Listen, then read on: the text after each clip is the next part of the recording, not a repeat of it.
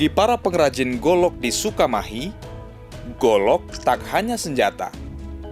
Bagi mereka, golok adalah kehidupan, simbol keberanian, dan lambang perjuangan yang tak terpisahkan dari identitas kehidupan mereka. Setiap golok yang diproduksi menjadi cerminan perjalanan kisah hidup mereka. Dari tangan-tangan terampil, seni dan tradisi bertemu menghidupkan warisan budaya yang telah ada sejak ratusan tahun yang lalu. Ikuti perjalanan kami di Kampung Sukamahi, kampung yang jadi sentra kerajinan golok yang menjadi khas Kabupaten Bandung.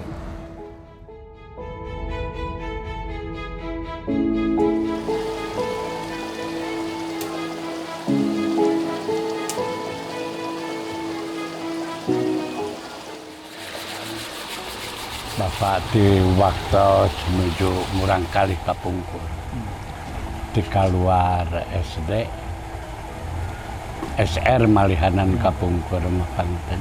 Ngadamel kujang, sabab di mertua Kapungkur tina kujang. Hasukamahi, pangten rupi-rupi tina sintung bening atanapi panisitan, peso raut atanapi ieu teh, nyata kanggo kaperyogian, pakakas anu dararama.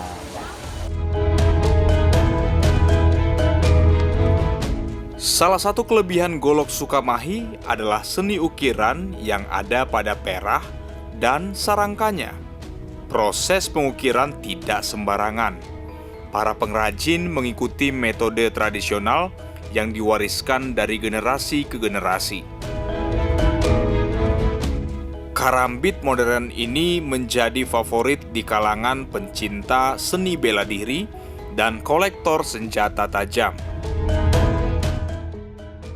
Dari kelas 6 udah belajar ngukir dari sepuh. Dari bapak. Kalau ngukir tuh dibutuhkan kerajinan gitu ya. Keterampilan harus tekun lah kalau kata orang tua itu. Tersulit itu paling menggambar atau mengukir-ukir yang paling dalamnya gitu Pak. Itu mengukir taring seperti itu yang dilihat. Iya ini agak susah juga, takutnya takut putus gitu.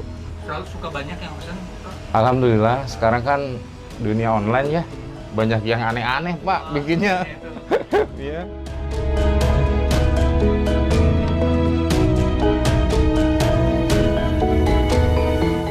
Selain membuat golok, para perajin di Sukamahi juga membuat perkakas lain seperti pisau, karimbit, dan aneka senjata tajam dengan motif yang lebih kekinian.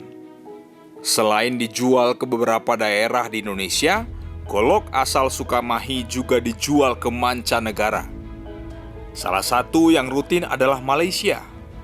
Mereka bahkan datang sendiri ke Sukamahi dan melihat proses pembuatannya.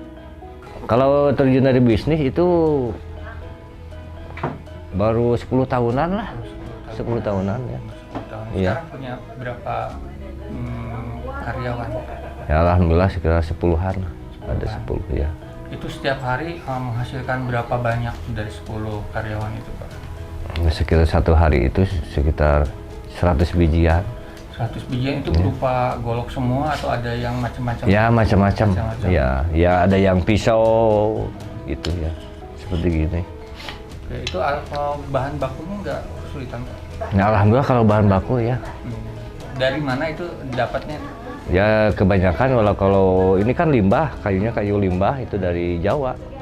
Malah Jawa. kayu limbah ya? Iya kayu limbah. Kayu apa Pak? Kayu senokeling. Kayu. Potongan-potongan kayu. Iya, potongan kayu iya. Dibawa ke sini. Iya. Itu pasokannya lancar. Alhamdulillah kalau itu ya. Dari Jawa Tengah. Iya. Kalau bahan baku besi baja itu dari mana Pak? Kalau itu dari Surabaya ngambilnya. Dari Surabaya. Iya. Setiap bulan sekali atau? Ya 1 bulan sekali lah. 1 bulan berapa ton? Ya 10 tonan lah sama keseluruhan orang sini. Sukamahi. Iya. Oh jadi Bapak mau masuk bahan baku untuk seluruh? Enggak, kalau itu enggak.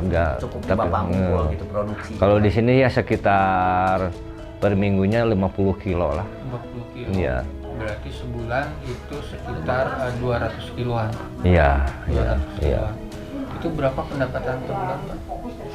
Tergantung pesanan kalau itu. Iya. Rata-rata? Karena bulan lah sekitar 40 gitu, Juta. 50 ya. Kalau itu terbanyak, pernah terbanyak satu bulan berapa, Pak? Susah lah kalau di itu ya. Ceritain. Iya. Relatif gitu tulisan gitu. Tergantung iya pekerjanya gitu. Kalau di sini masih kena manual lah, nggak dicetak gitu. Itu susahnya gitu. Itu pesanan datang dari mana aja, Pak? Kebanyakan orang Sukabumi.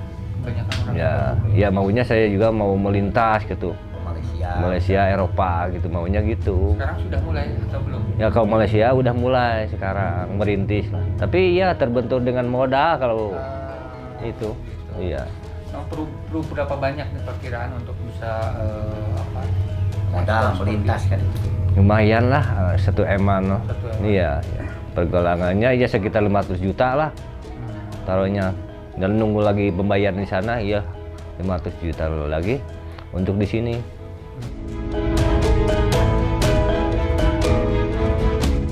Beberapa perajin golok di Sukamahi bahkan terbiasa memegang golok yang masih membara saat penyepuhan. Proses penyepuhan ini adalah salah satu tahap yang paling krusial dalam pembuatan golok, di mana bilah besi yang telah dibentuk, dibakar hingga membara, dicelupkan ke air agar menjadi baja. Keberanian ini bukan hanya soal fisik, melainkan juga soal kepercayaan dalam proses dan keterampilan yang telah mereka kuasai. Ada juga yang tanpa ragu mengambil bilah golok yang sedang direndam dengan air raksa, juga dengan tangan kosong. Proses ini dipercaya dapat menghasilkan karakteristik unik, menjadikan golok tidak hanya kuat, tetapi juga bisa memiliki daya tarik visual yang menawan. Awal mulana sesepuh di DT nyata jenengan teh Raden Pandai Domas. Anjeunna nuju ngadamal kujang. 2 nyata ti kasepuhan nyata ti Gunung Sepuh. Ti Prabu Siliwangi ti luhur. Nya kapalih dia teh muncul paripasana anjeunna nuju ngadamal kujang di gunung teh di ditu. Petelanana ka dieu teh muncul paribasa teh mah petelan si besi nate si api nate ka dieu muncrat ka dieu nya cek paribasa teh mah katetesan we daerah dieu teh nyata ku Eyang Pandai Domas. Awal mula nama Eyang Pandai Domas anu ngajantenkeun kakuatanana ageung nyata diturunkeunana ka Eyang Jaga. Eyang Jaga di dieu nyata Eyang Jaga Satru kapungkurna riwayatna teh nyata ngadamel kujang teh sareng bedog pokoknya khusus pakakas lah inti nama di dieu teh tah diteraskeun panginten ku karuhun-karuhun di dieu di kampung Sukamahi muncep paripos teh mah dugi ka ayeuna tahun ayeuna lah dugi ka turun temurun nya alhamdulillah di dieu meureun di kampung Sukamahi teh atos mencapai internasional. Boh dina produkna, dina produk golokna, muncul pariposem boh tina wajahna teh jeung kualitasna teh katawis. Sagala rupina gitu intina nama. Seni pembuatan golok di Sukamahi bukan hanya tentang menghasilkan produk, lebih dalam dari itu. Ia adalah medium untuk menceritakan kisah, menciptakan relasi antar generasi, dan merayakan warisan budaya. Proses penyepuhan dan semua aspek terkait pembuatan golok adalah bagian kesadaran kolektif yang dibangun oleh masyarakat. Keberanian dan dedikasi para perajin dalam menjaga tradisi ini menciptakan sebuah komunitas yang saling mendukung.